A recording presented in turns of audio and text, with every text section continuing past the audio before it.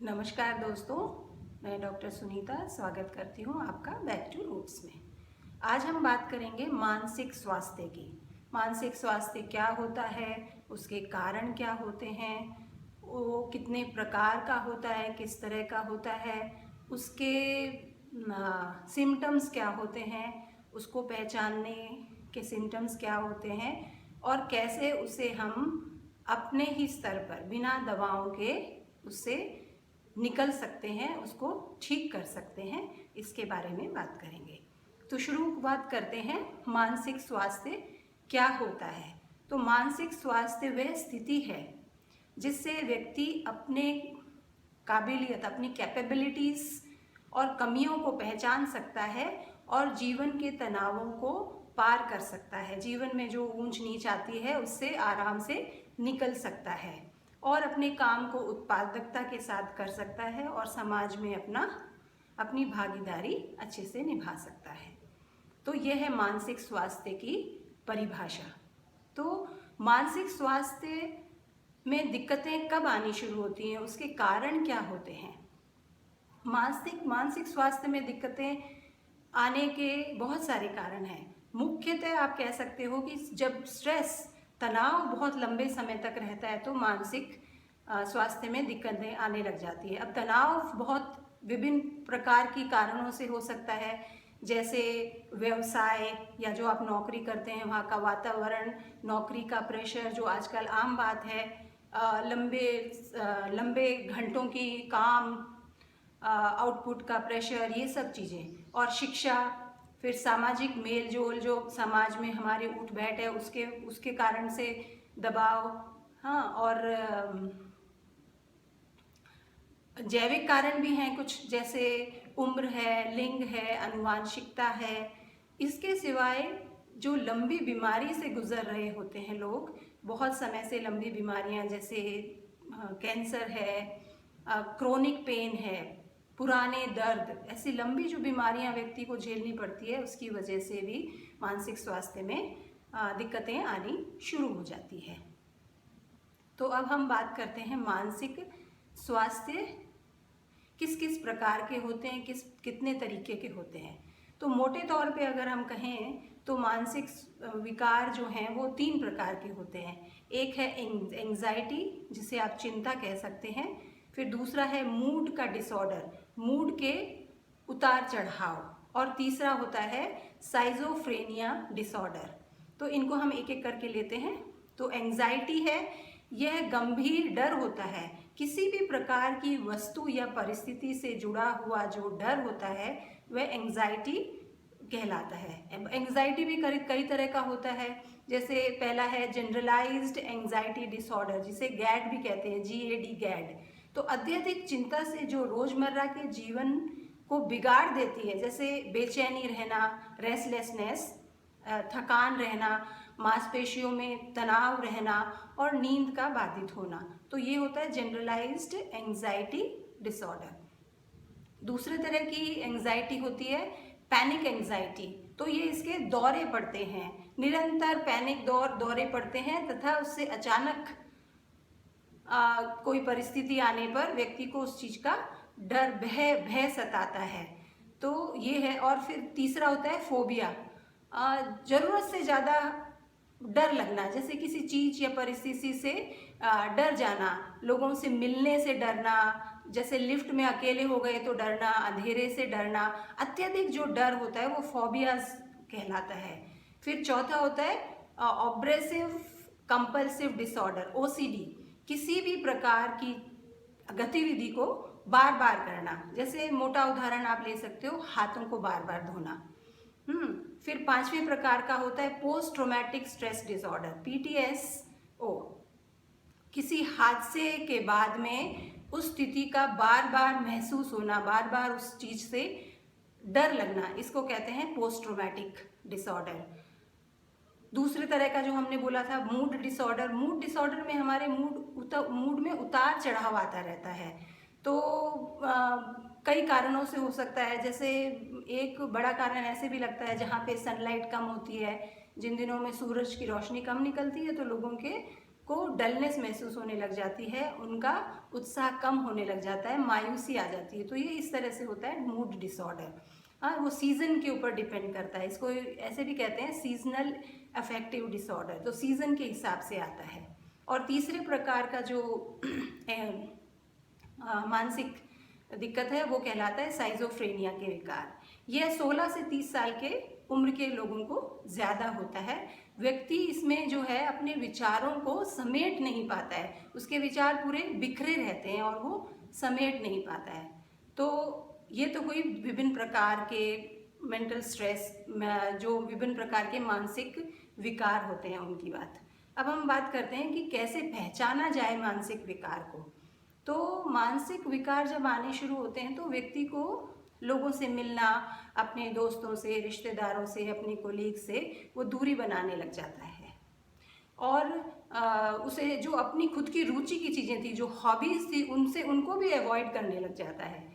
और या तो वो बहुत ज़्यादा खाने लग जाता है या बहुत कम खाता है। इसी प्रकार या तो वो बहुत ज़्यादा नींद लेने लग जाता है या नींद बहुत कम हो जाती है। तो ये है मोटे मोटे उदाहरण, जो मोटे मोटे सिम्टम्स जिससे हम पहचान सकते हैं कि किसी व्यक्ति को मानसिक स्वास्थ्य में दिक्कतें आनी शुरू हो गई है। एक और कारण जो मैं पहले बताना भूल गई, मानसिक स्वास्थ्य या आप कहें डिप्रेशन, एंग्जाइटी आने का ये भी है कि हमारा जो एड्रीनल ग्लैंड है वह ठीक प्रकार से काम नहीं कर रहा होता है। तो उसके ठीक प्रकार से काम नहीं करने के कारण क्या है कि एक तो जो हमारी जो लाइफस्टाइल है, हमारा जो खाने का कोई समय नहीं होना, अनियमितता, खाने में अनियमितता जो रहती है उसकी वजह से, और जो हम खा रहे हैं उसमें बहुत ज़्यादा कार्बोहाइड्रेट्स होना, जैसे अनाज, चीनी, नमक, पैक्ड फूड, चाय, कॉफ़ी, चॉकलेट, बिस्किट, ये सारी चीज़ें, कोल्ड ड्रिंक, ये सब चीज़ें खाने से या खाने को अनियमित खाने से हमारे शरीर में जो पाचन शक्ति है वो कमज़ोर हो जाती है, वो खाना ठीक से पचता नहीं है। उसकी वजह से हमारे जो पाचन नाल है, या आप कह सकते हो डाइजेस्टिव ट्रैक जो है, उसके अंदर गैस बनने लग जाती है और गैस की रुकावट से हमारे डायफ्राम, जो हमारे चेस्ट के नीचे होता है, डायफ्राम पे प्रेशर पड़ता है, उसकी वजह से लंग्स और हार्ट के ऊपर इम्पैक्ट आता है। तो शरीर में ऑक्सीजन की कमी हो जाती है और शरीर में एनर्जी लो होने लग जाती है। तो एंग्जाइटी वाले लोगों को बीपी भी लो होना शुरू हो जाता है, उनको लो एनर्जी फील होती है क्योंकि शरीर में ऑक्सीजन कम आ पाती है, गैस बन रही है। ये सारी चीज़ें हैं जिसकी वजह से व्यक्ति को डिप्रेशन, एंग्जाइटी, ये सब चीज़ें हो सकती हैं। तो अब हम बात करते हैं कि तो इसका सॉल्यूशन क्या है। तो जनरली जो हम एलोपैथी की दवाइयाँ लेते हैं उससे एक समय के लिए, जब तक हम दवाई लेते हैं तब तक हमें थोड़ा बहुत सुधार होता है, लेकिन जैसे ही दवा बंद करते हैं हमें वापस ये मानसिक स्वास्थ्य की दिक्कतें आनी शुरू हो जाती हैं। डिप्रेशन है, एंग्जाइटी, ये सब चीज़ें फिर से शुरू होने लग जाती है।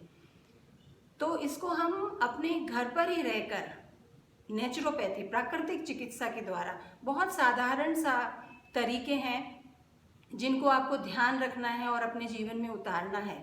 उससे आप इन मानसिक दिक्कतों को, मानसिक स्वास्थ्य की दिक्कतों को अपने लेवल पे ही मैनेज कर सकते हैं, ठीक कर सकते हैं।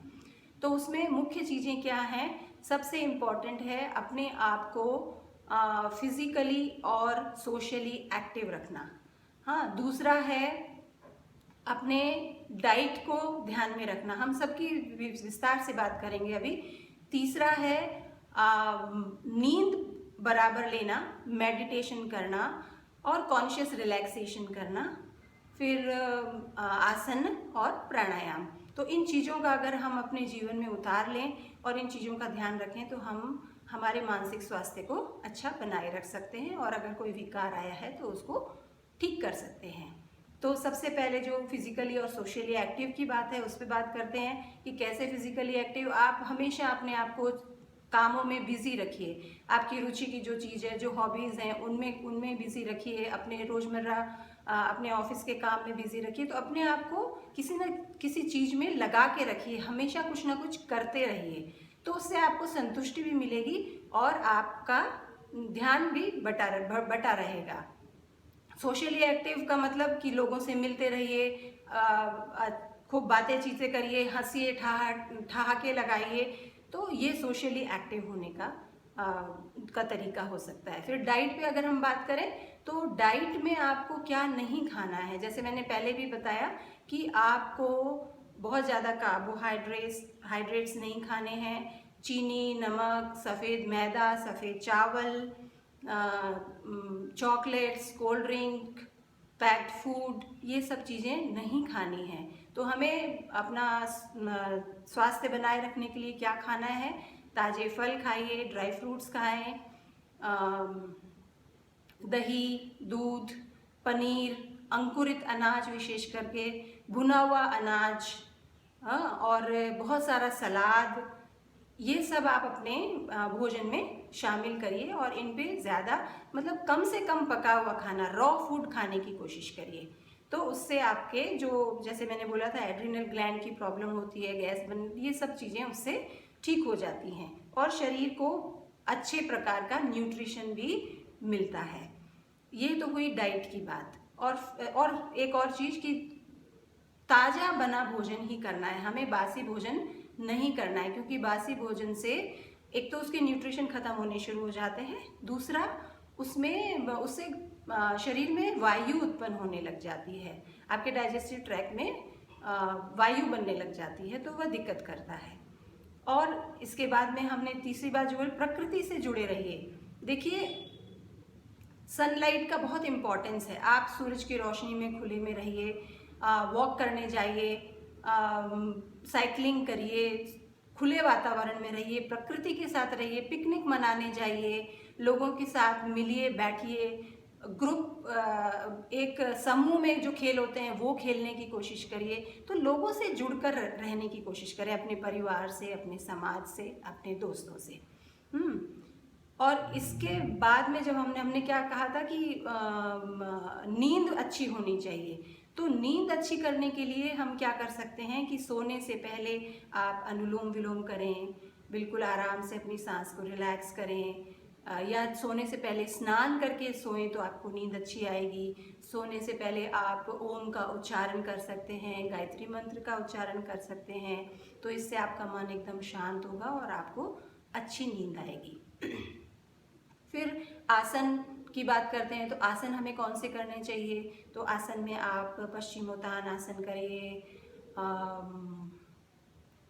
भुजंग आसन करिए, सलभ आसन करिए, शव आसन करिए, हाँ, ये सारे आसन आप, वृक्ष आसन करिए। ये आसन बहुत ही लाभदायक हैं मेंटल स्वास्थ्य के अंदर दिक्कतों के लिए। और प्राणायाम में आप कपालभाति करें, अनुलोम विलोम करें, भ्रामरी करें, भस्त्रिका करें, ओम का उच्चारण करें। हाँ, ये सारे प्राणायाम आपको बहुत लाभ देंगे। तो नींद का विशेष कर, अब जैसे मैंने बोला कि कॉन्शियस रिलैक्सेशन की ज़रूरत है, तो आप मेडिटेशन का कोई भी वो डाउनलोड कर सकते हैं, उसके साथ बैठ करके अपनी आंखें बंद करके आधा घंटा डेली रोज़ मेडिटेशन करने की कोशिश करें। और बिल्कुल सिंपल तरीके से आप अगर मेडिटेशन करना चाहें बिना किसी के, तो एक अच्छा हल्का म्यूज़िक चला लें और उसके साथ में बस अपनी सांस का ध्यान रखिए कि कैसे आपकी सांस अंदर जा रही है और सांस बाहर जा रही है। कोई ज़बरदस्ती नहीं, बिल्कुल आराम से अपनी सांसों को देखते रहिए। यह सबसे अच्छे तरीके का मेडिटेशन है।